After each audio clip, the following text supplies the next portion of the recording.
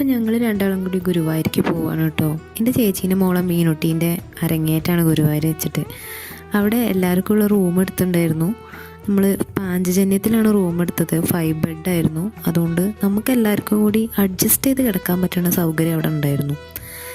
പിന്നെ കുറച്ച് ഫോട്ടോസൊക്കെ എല്ലാവരും കൂടെ എടുത്തു. അവർ വീട്ടിൽ നിന്ന് ഫുഡ് ഉണ്ടാക്കി കൊണ്ടുവന്നിട്ടുണ്ടായിരുന്നു. ചപ്പാത്തിയും പനീർ കറി ആയിരുന്നു കേട്ടോ. അതുകൊണ്ട് പിന്നെ പുറത്തേക്ക് പോകേണ്ട ആവശ്യം വന്നില്ല. നമ്മളതൊക്കെ കഴിച്ചവിടെ ഇരുന്നു. പിന്നെ ഇതാണ് മീനുട്ടി. അവളെ പ്രാക്ടീസാണ് ഇപ്പോൾ നമ്മൾ കണ്ടത്. ഏട്ടൻ്റെ മോള് ചാരു. രാത്രി എല്ലാവരെയും കൂടെ കുറച്ച് നേരം സംസാരിച്ചൊക്കെ കഴിഞ്ഞ് പിന്നെ എല്ലാവരും പെട്ടെന്ന് കിടക്കുകയാണ് കേട്ടോ. കാരണം രാവിലെ നേരത്തെ എണീക്കാനുള്ളതല്ലേ. അങ്ങനെ അടുത്ത ദിവസമായിട്ടോ ഞങ്ങൾ രണ്ടാളും മാത്രം തൊഴാൻ പോയിണ്ടായിരുന്നില്ല. കാരണം എനിക്ക് പീരീഡ്സ് കഴിഞ്ഞിട്ട് 7 ദിവസമായി ഉണ്ടായിരുന്നില്ല.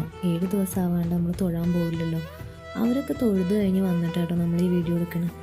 ഇപ്പം നമ്മൾ മീനുട്ടീനെ അരങ്ങേറ്റത്തിന് ഒരുക്കുന്ന ആ റൂമിൻ്റെ അവിടേക്കാട്ടോ പോകുന്നത്. അവരൊക്കെ തൊഴുതാ മുല്ലപ്പൂവൊക്കെ വെച്ച് സുന്ദരികളായി വന്നിട്ടുണ്ടേ. ഇതാണ് മീനുട്ടീനെ ഒരുക്കുന്ന സ്ഥലം കേട്ടോ. അവിടെ ഒരുപാട് കുട്ടികളുണ്ട്. ഇതാണ് കേട്ടോ മൻസിയ ടീച്ചർ. എപ്പോൾ ചെന്നാലും നമ്മൾ ജിബുവേട്ടൻ്റെ ഒരു ഫ്രണ്ടിനെ ഗുരുവായൂർ വെച്ച് കാണും കേട്ടോ.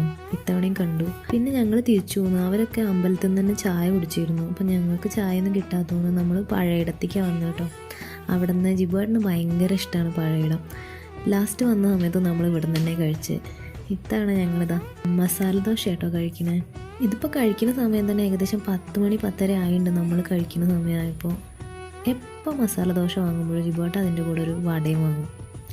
ഞാൻ ആദ്യം വിചാരിച്ചിരുന്നത് ഫ്രീ കിട്ടുന്നതാണെന്ന്. പിന്നെ മനസ്സിലായത് ഇത് സെപ്പറേറ്റ് വാങ്ങുന്നതാണ് അതിൻ്റെ കൂടെ. മീനുട്ടീനെ അവിടെ ആക്കിയതിന് ശേഷം അവരൊക്കെ വേറെ അടുത്തുള്ളൊരു അമ്പലത്തേക്ക് തൊഴാൻ പോയി. അവിടെ കുറച്ച് വഴിപാടൊക്കെ ചെയ്യാനുണ്ടായിരുന്നു. പിന്നെ ഞങ്ങൾ രണ്ടാളും പാൽപ്പായസം വാങ്ങാൻ വേണ്ടി വെയിറ്റ് ചെയ്തിരിക്കുകയാണ്. പിന്നെ പാൽപ്പായസമൊക്കെ വാങ്ങിയതിന് ശേഷം ഞങ്ങൾ അവിടുന്ന് കുറച്ച് ഫോട്ടോസും കാര്യങ്ങളൊക്കെ എടുത്ത് ഞങ്ങൾ മീനുട്ടീൻ്റെ അടുത്തേക്ക് തന്നെ വന്നു കേട്ടോ. അവൾക്ക് ഞങ്ങൾ ചെറുതായിട്ടൊരു സ്നാക്സും കാര്യങ്ങളൊക്കെ വാങ്ങി കൊടുത്ത് അതൊക്കെ കഴിച്ച് അവൾ ഇരിക്കുന്നുണ്ടായിരുന്നു. അപ്പോഴത്തേക്ക് അവൾ കുറച്ച് മേക്കപ്പൊക്കെ ചെയ്ത് കഴിഞ്ഞിട്ടുണ്ടായിരുന്നു കേട്ടോ. പിന്നെ നേരെ റൂമിലേക്ക് തന്നെ തിരിച്ചു വന്നു. അപ്പോൾ അത്രയേ ഉള്ളൂ.